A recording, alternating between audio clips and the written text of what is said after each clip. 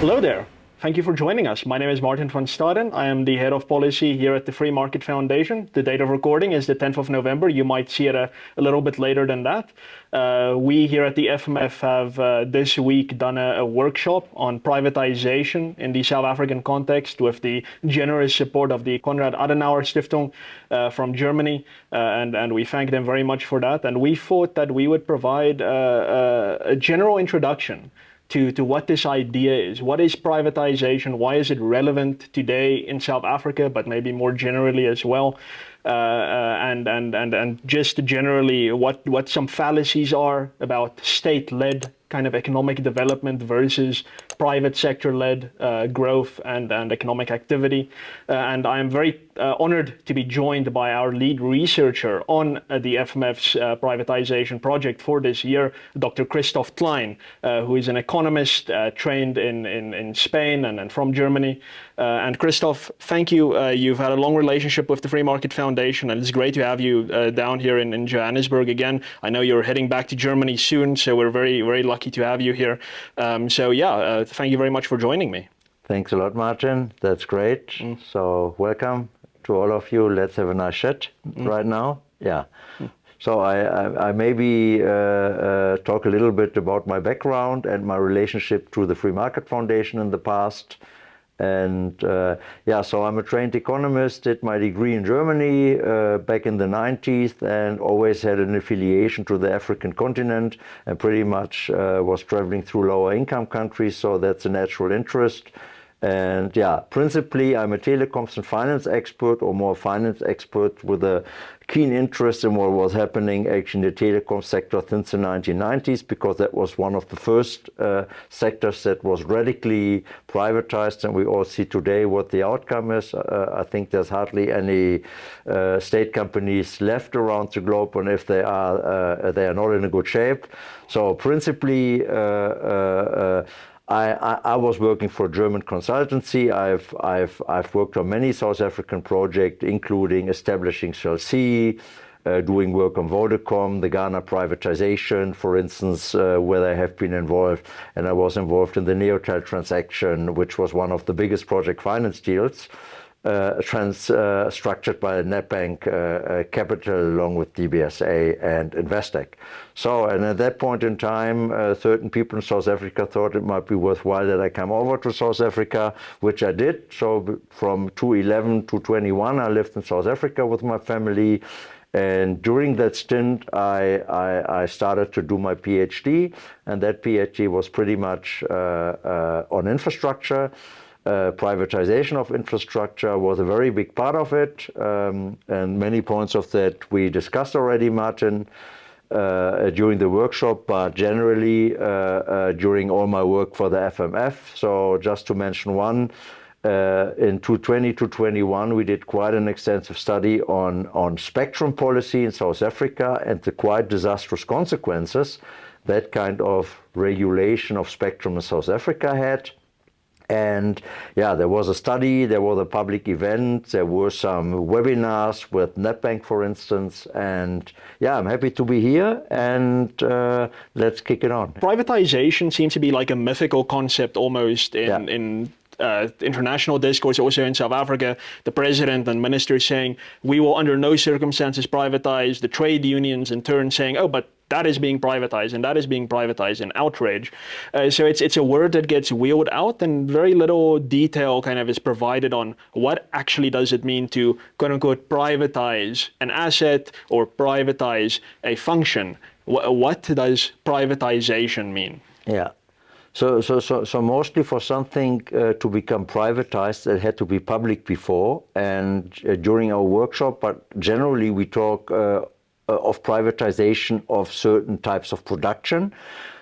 The most contentious sectors are actually infrastructures, and we all know Eskom, what's happening in the sector, but also Transnet and PRASA, so everything that has to do railway transport, telecommunication, but also postal providers, which is not actually infrastructure in the real sense of infrastructure.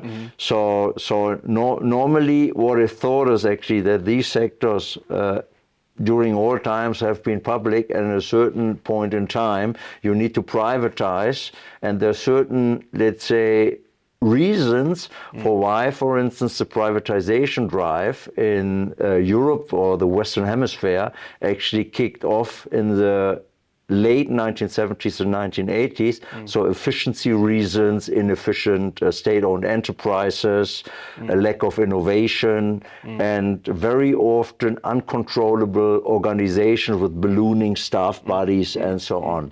So at that point in time, actually, those bodies were pretty much uncontrollable.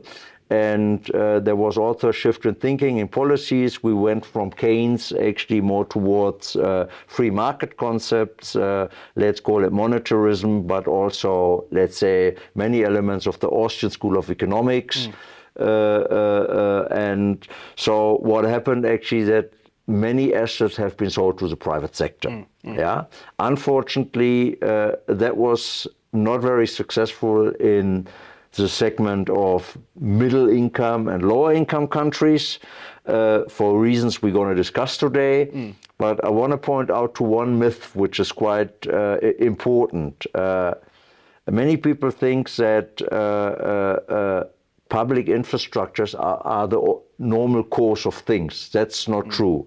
All the infrastructures basically developed privately, whether it was water infrastructure in the 16th, 17th century in Great Britain, so that's the water infrastructure we actually have today, telecoms in the 19th, the energy grid also in the 19th, 20th century, many other infrastructures that were all premised on private funding, private innovation, and most of them have been then appropriated by the state during the 1920s, 1930s, after the First World War. And then after the Second World War, nobody ever talked about again that these infrastructures once were all private. They started private. Yeah, they started private, and obviously during and just before the Second World War, these assets were quite key to the war economy. And I mean, there was a reason, if you are in war, that you want to concentrate actually kind of production and help you win the war, let's say from a perspective of the United States or England or France. Yeah, but it was never discussed again thereafter. And yeah, it was just ordinary course of things that you would continue on that basis. Yes. Yeah. I mean, you alluded to something important there that often comes up kind of in the discourse around privatization. And it's almost one of those aha things that people use against the argument. And they say effectively that before the 1930s, before Adolf Hitler and the Nazi Party in Germany rose to prominence, basically everything was publicly owned and provided by the state. And then the evil Nazis came, and then these capitalists apparently started a process of privatizing. The Nazis invented privatization. That is the narrative that a lot of opponents of privatization keep wheeling out. And I mean, you've just alluded to the fact that, well, in fact, it was during the 20s and the 30s in Germany that in fact, there was nationalization rather than privatization. Well, maybe the Nazis did privatize one or two things, but it's not like they invented the concept of these state assets. So I don't know if you want to explore that a little bit. Maybe you can think of specific examples before the 1930s, which is a very specific kind of, that's when privatization started, where in fact something that started private was nationalized, but was privatized before the 1930s. Maybe you have some ideas about that? Yeah, there's quite a good example. Actually, let's talk about the energy sector in the German context. So we must understand that it started off in the late 19th century that energy services were commercialized. Yeah, that was from the very beginning a private undertaking. Yeah. And when you think of that 1890, the first, let's say, towns have been connected to the grid. Yeah. When I'm saying towns connected to the grid does not mean that every consumer would have a connection. It takes some time until that happens and markets are penetrated. But by 1914, 95% of all cities in Germany have been connected to the grid.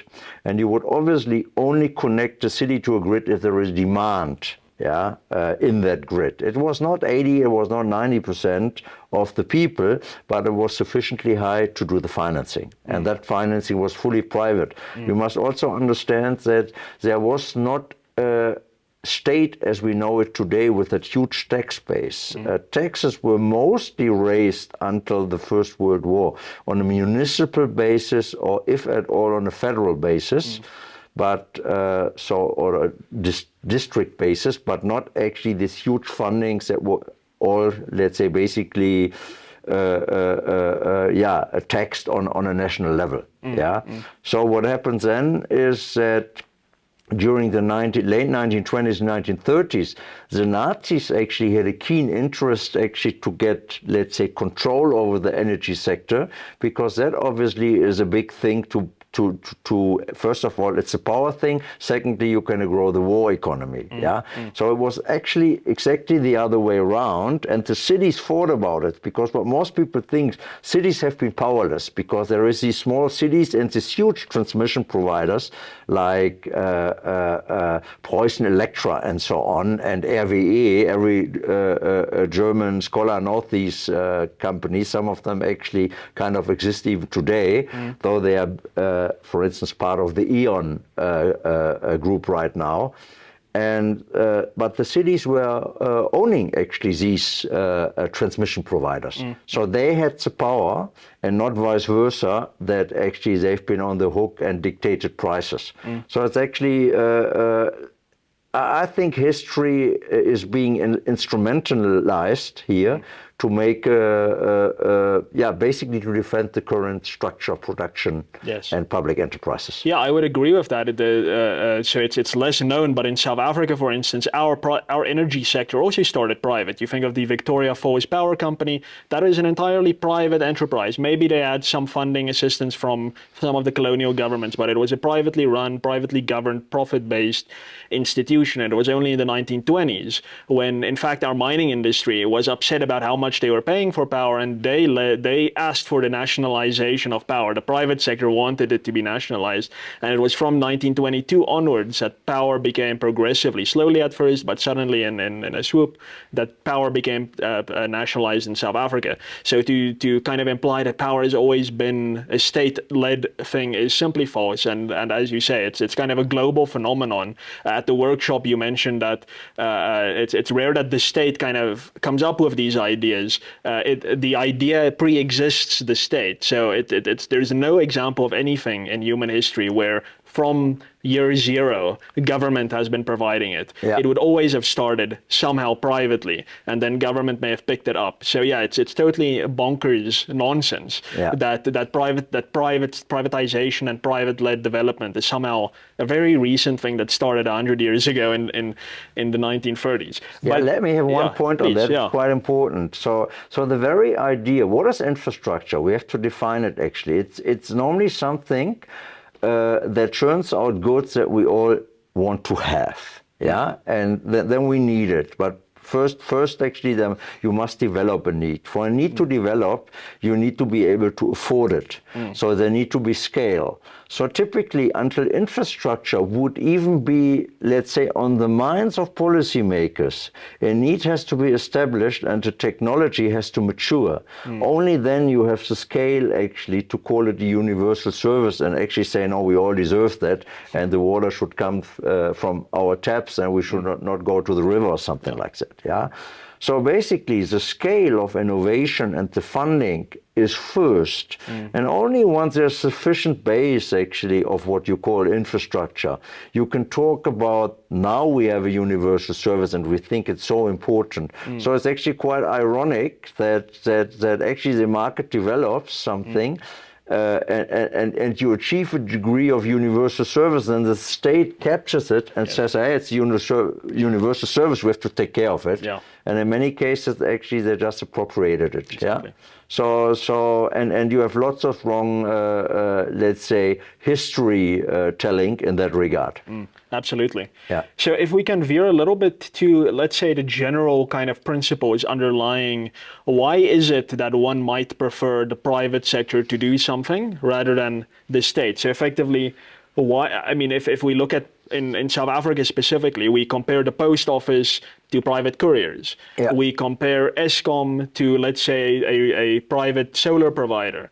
We compare the South African Police Service to a private security provider. The list is virtually endless, where I almost want to say, without exception, the private alternative performs better in quality, often in affordability, than its kind of universal service, human rights providing government. So what could be the reasons for this, that we just tend to see that happening in practice, that the private sector does better? Yeah, first of all, I first must talk about why people actually say that you should have public infrastructure.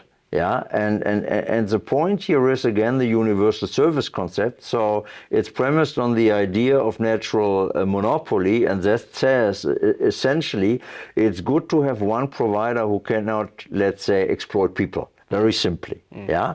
So the very, let's call it, primitive idea is that one well-run state-owned enterprise would be working in favor of the people. They would not be profit maximizing, and so everybody would benefit from it. If you had a natural monopoly privately, they would profit maximize and would exclude people from receiving the service. And the thing is, infrastructure providers never static. You have innovation. And we see in all history that such companies get stuck. Efficiency runs down, the balance sheet balloons, they're going to be indebted. Eskom is the single biggest risk on the national sovereign balance sheet. And it's basically the real reason why public enterprises normally fail is because there is no economic accountability. So there is nobody sitting who's actually liable for losses. And that might not play a huge role in the short run. Yeah, you don't realize, let's say, after year 1, even after year 2 or year 5 and 10, the inefficiency effects might be mild, but over the course and time, actually, it gets worse and worse. And that's what we see, for instance, with Eskom. Most prominent example is Soviet Union. Essentially, Soviet Union capitalized roughly 70 years on the infrastructure they inherited from the former society before the October Revolution. There was very little development, and if so, it was not innovative, and it collapsed, and as we all know, in the 1990s. So that's a problem. There's no entrepreneurial incentive, there's no capital markets that function, and in the end, debt balloons and services go down, and there is nobody actually who has an entrepreneurial incentive to turn around. And there we talk about turnaround. These companies turn around forever. Yes, thanks, Christoph. So we'll get to the turnaround idea soon. I just wanted to dig a little bit deeper on this idea of accountability for a private enterprise versus accountability for a state enterprise, and incentives in a private enterprise and incentives in a state enterprise. So a private enterprise has shareholders and a state enterprise has taxpayers, kind of pretend shareholders almost. So what's the differences here? Why can a shareholder insist on good performance from his executives and taxpayers kind of struggle? What's the kind of difference in kind here? Yeah, that's a very good one. First of all, a shareholder can run away. Yeah. So if I don't like a certain, let's say, performance, or I think they're not doing the right job, or I might even be thinking that they are, even in the private space, you have unethical behavior. Happens every day, but at least you have a choice and nobody forces you to be invested in a certain, let's say, venture. That's completely different as a taxpayer. As a taxpayer, you might be considered a shareholder in a broader sense, but it's actually wrong because you do not sit on the board and you are not invested personally, but you are liable. That's actually quite, if you think it through, it's actually quite perverse. On the one hand, you are liable. On the other hand, you have no say. And this is what actually I think is one of the most important things to understand in the difference between a public and a private enterprise. And I'm not saying the people in the one are better people than the other. It's a systemic problem. And we have to solve it. And I think if you think it through and look at Eskom and the scope of failure, I don't see any economic accountability, and it would be probably very naive to think that there is a right incentive structure in place. So essentially, people are not liable, they are unaccountable, that for decades, and there is hardly any political implication, certainly not in South Africa. In Europe, there have been implications in the 1980s, but we must understand that at that time, it was actually very difficult for the state to indebt themselves. Yeah, they had taxes and a budget, and they could sell bonds in the capital market. There was no central bank buying government bonds at that point in time. Would have been considered hugely unethical at that point in time by the Deutsche Bundesbank. You have kind of quotations from Tietmeyer and so on that were alluding to the fact that this would never happen, that the central bank would invest in government bonds. Today it's normal and nobody's talking about it anymore. So the most important difference is between economic and political accountability, but unfortunately in South Africa I don't even see political accountability when we talk about Eskom performance. Yes, I mean, that's correct. And I mean, so almost economic accountability is something that almost just happens by the nature of things. Yes. You have skin in the game and you're losing money if you don't do something about the collapse. Whereas a politician, I mean, sure, they might lose their seat and so on, but in South Africa, as you alluded to, you kind of are guaranteed to be redeployed and so on. Yeah. But in economics, you are going to insist that your executives do better. Yes. And you mentioned Eskom in the early 2010s. There was a ballooning, as you've said earlier, in the number of staff. And the reason Eskom gave for that is because they had to achieve their employment equity targets, and an exclusively kind of political thing that a private company would never do. It would not just balloon its workforce to kind of achieve some political goal, because there's actual money involved that doesn't just fall out of thin air. And the extended public works program in South Africa, it's a make work idea that let's appoint tens of thousands of people to go and cut grass on municipal property and so forth, which is something that the private sector just doesn't do. If there's something to be done, they appoint someone to do it who can do the job. It's not just like, well, we need to cut joblessness in South Africa, so let's appoint a bunch of people to do it. So it's very clear that the incentive structure is necessarily and very different. And you might have the same person sitting in a private company performing brilliantly, transferring to a state enterprise, and then because the incentive structure is different, they just those forces aren't there anymore. Now they're kind of seen as incompetent and so on. Yeah. So you kind of see that just out of the nature of things. Exactly. What's probably very important is, even if you assume that the people working for public enterprise are as knowledgeable, as, let's say, ethically behaving and acting, and as good mannered and whatsoever, still as a system they're going to be failing, because there is not this incentive. And this is the biggest problem. It has nothing to do with corruption, by the way. Corruption does make it worse. And obviously non-liability, non-accountability opens the door very much for corruption.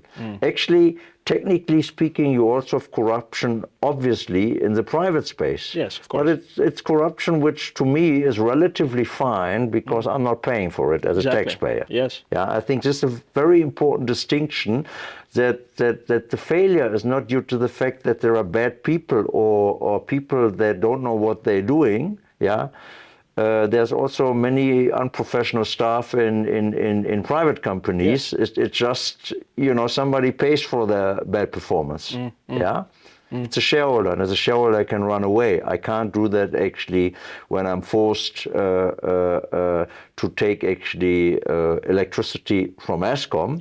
And it's even worse that I cannot actually, for instance, offtake energy from a neighbor who has solar panels on his roof. And that we might discuss that a little bit later. Yes. So yes, we've now alluded to kind of the issues that face the public sector kind of systemically, and and they're absent in the private sector, or largely absent. So a lot of critics of privatization would rebut that, try to rebut that, and say, no, but here we have an example of the government realizing, yes, we see that there is a systemic problem in this company. They go on TV, they say we've come to terms with it, we understand it, and now we are implementing a turnaround strategy. So we've appointed people from the private sector to come in, a consultant, a chief turnaround officer, or whatever they're called nowadays. big CEO. He knows what to do, and he's now in this private sector. He's gonna in this company, and he's gonna implement a turnaround strategy. We saw Mark Barnes take over the post office. We saw Andre de Ruyter take over Eskom. Someone a few years ago took over SAA as well from the private sector. Very competent kind of guys being brought in, parachuted in, and they're here now to implement this turnaround strategy. And still, it doesn't seem that it works. So, could you talk about this idea of the turnaround strategy? How is there even a possibility for such a thing to really work? I mean, maybe it may improve some things at the margins, but could it solve that systemic issue just because the government is now aware that there is in fact a systemic issue?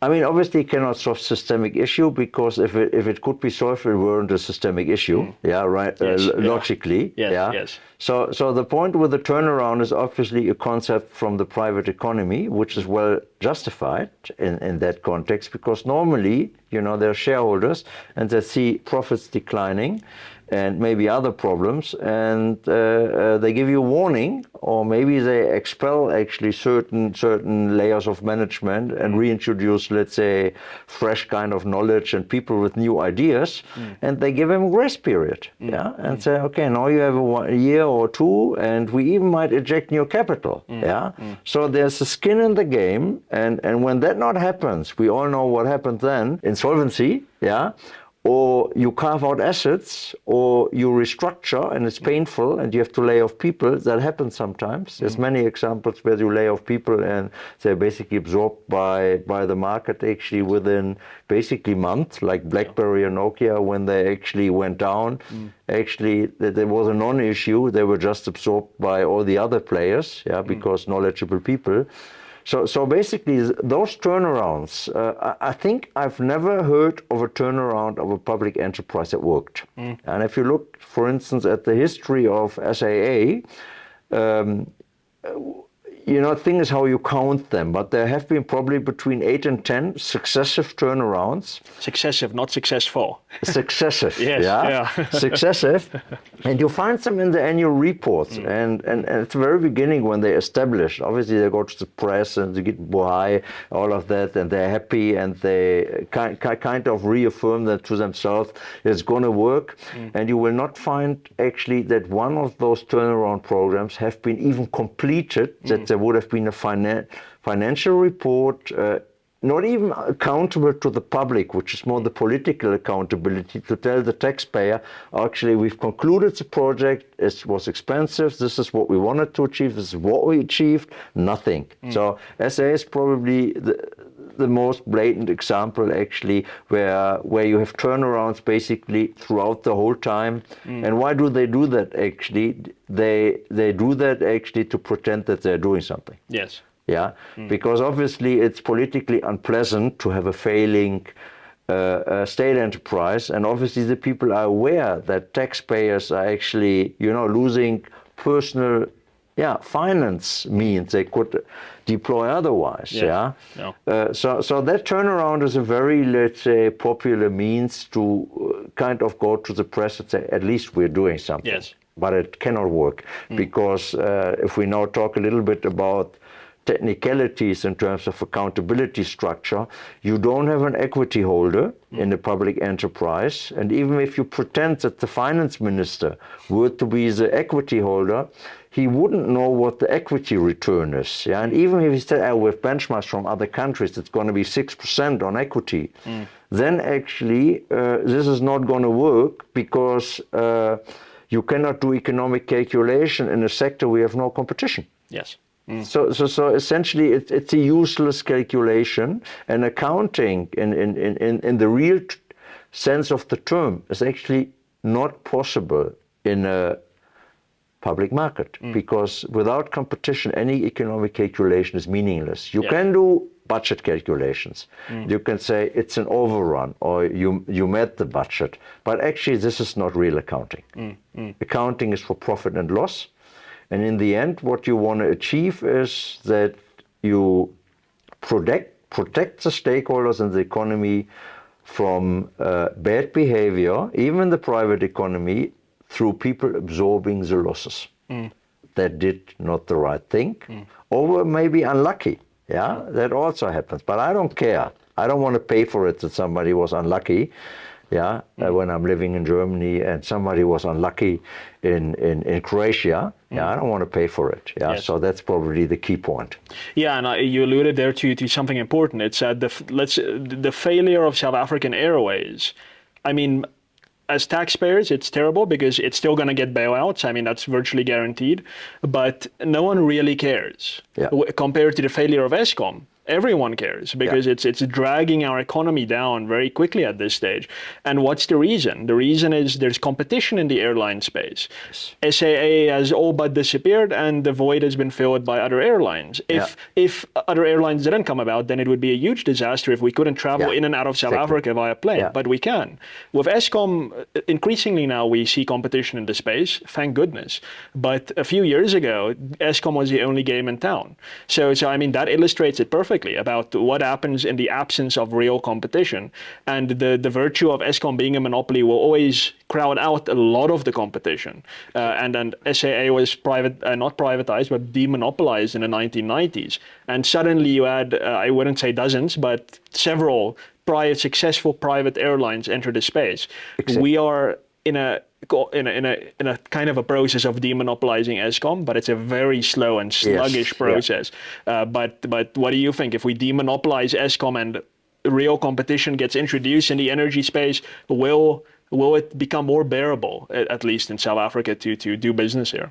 Yeah, first of all, you were alluding to crowding out actually competition. I think you cannot even crowd out competition because prohibited.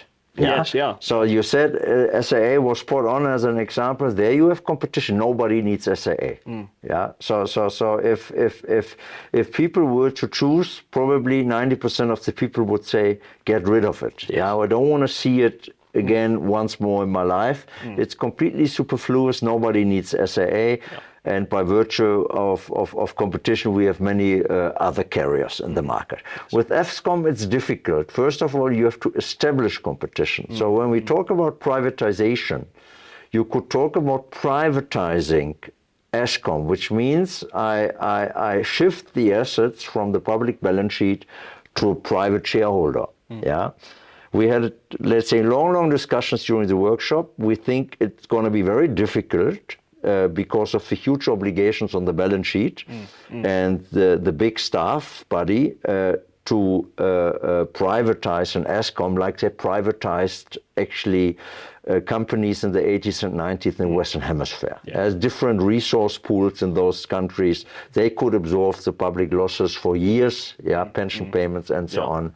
That's not possible, I think, in South Africa. But what we can do is we can open the market. And one of the first things we should allow that actually municipalities are free to source their own electricity and even to carry their electricity to their own city grid. Yes. That so far is not allowed. You are not allowed as a private individual to actually, bury and lay a cable through a solar plant which is on the roof of the neighbor. Yes. It's not allowed. Yeah, and that's actually the worst thing. Yeah. Yeah.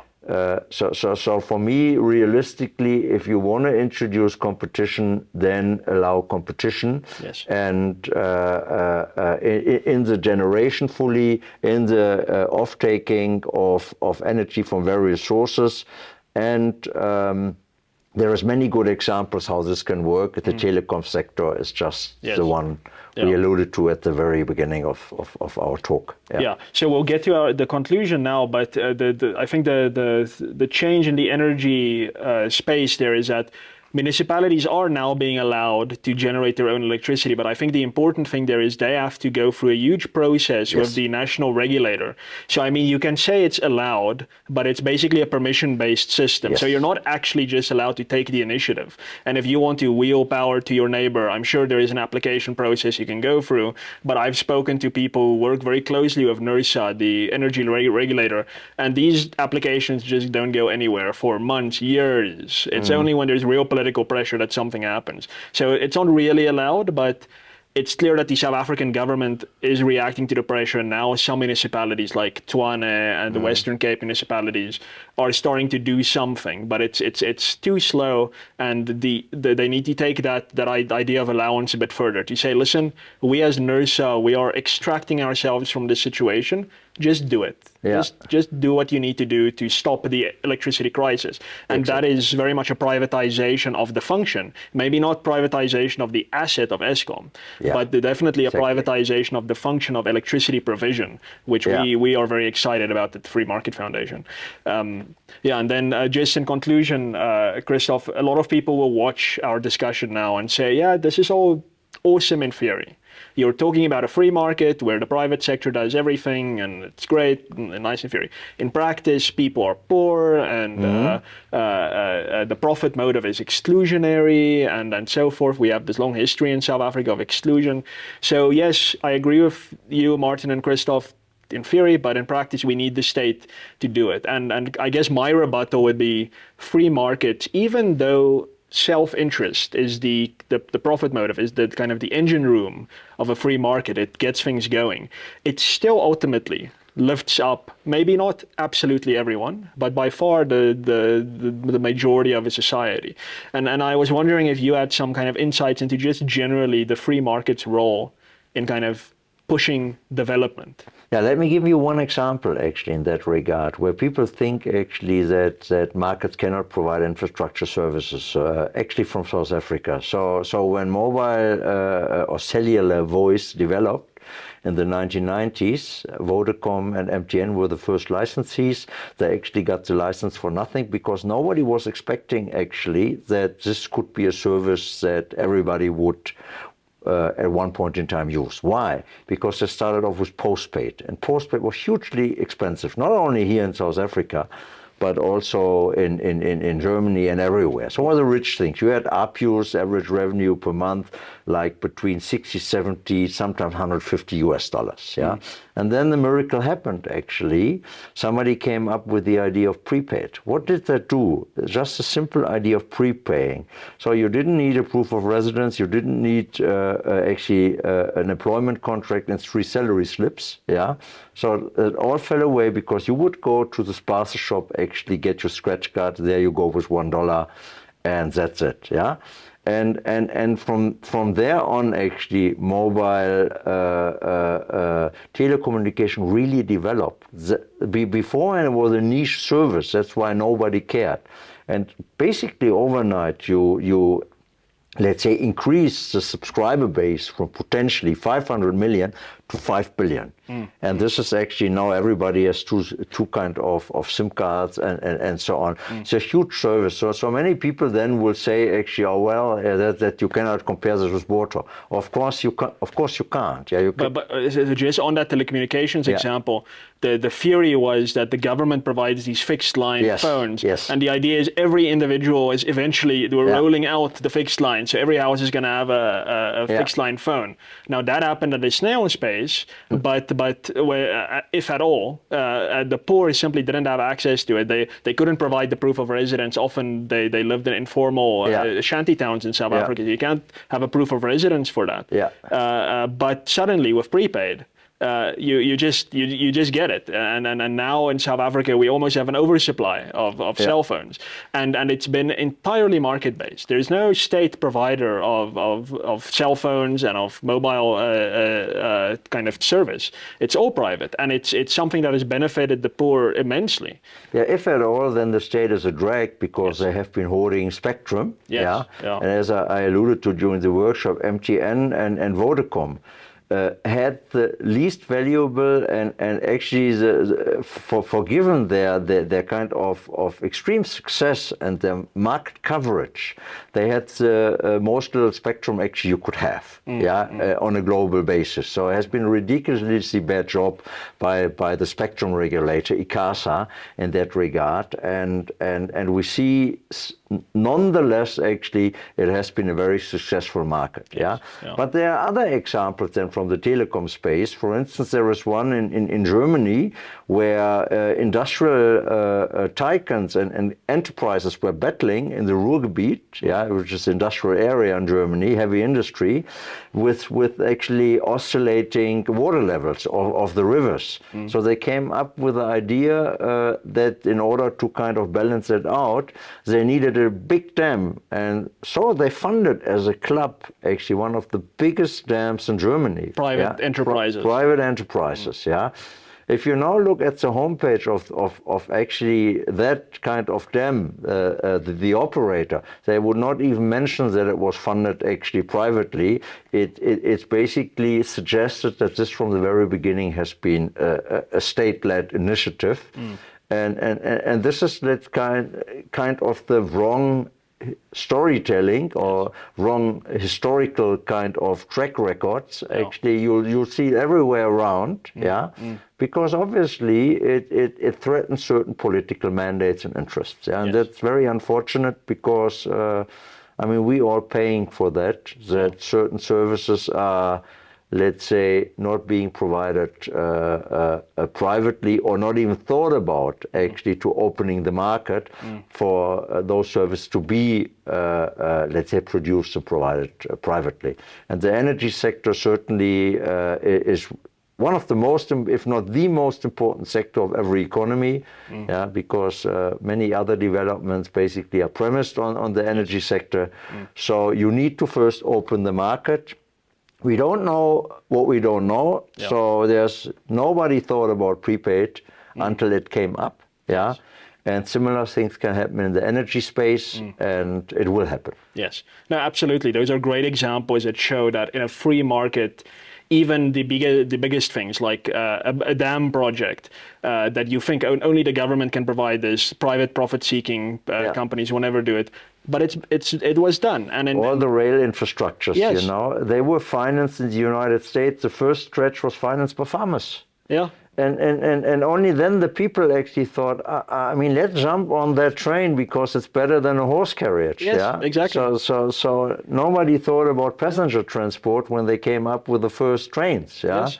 So it's one of those examples you don't know actually what comes out of it from the market dynamics, and market dynamics is very abstract. What I prefer to talk about, because if people take interest in certain things and see a benefit, must not be a profit. It's just an individual benefit of sitting on a train and not being on a horse carriage. And the only way to really identify that, to allow that market dynamic to move, is for the government not to arbitrarily insert itself and to say, we're not even going to allow you to investigate this. You allow the market to operate freely, and then these things emerge. It's emergent order, and that's what we at the Free Market Foundation believe in. I love that, emergent order.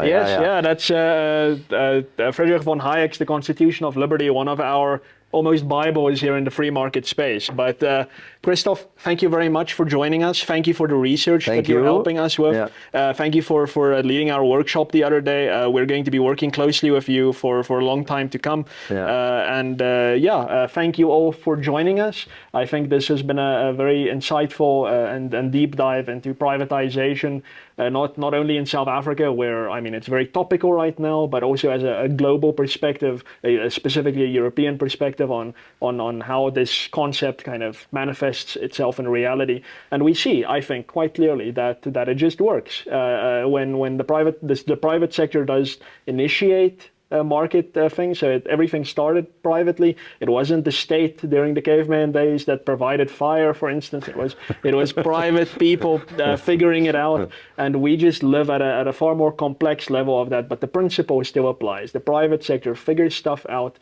The incentive structure leads to real responsibility, real accountability, not this fake kind of political redeployments to what we call accountability in South Africa. And I think you've really clarified a lot of that for us, Christoph. So thank you, and to thank you again to our listeners. I've been Martin van Staden, Head of Policy here at the Free Market Foundation. Please like and share this video if you found it insightful. Follow our various platforms, and of course visit our new website, our new clean and very accessible website that makes ideas like this accessible to the general public. Join us again, and remember, Stay free.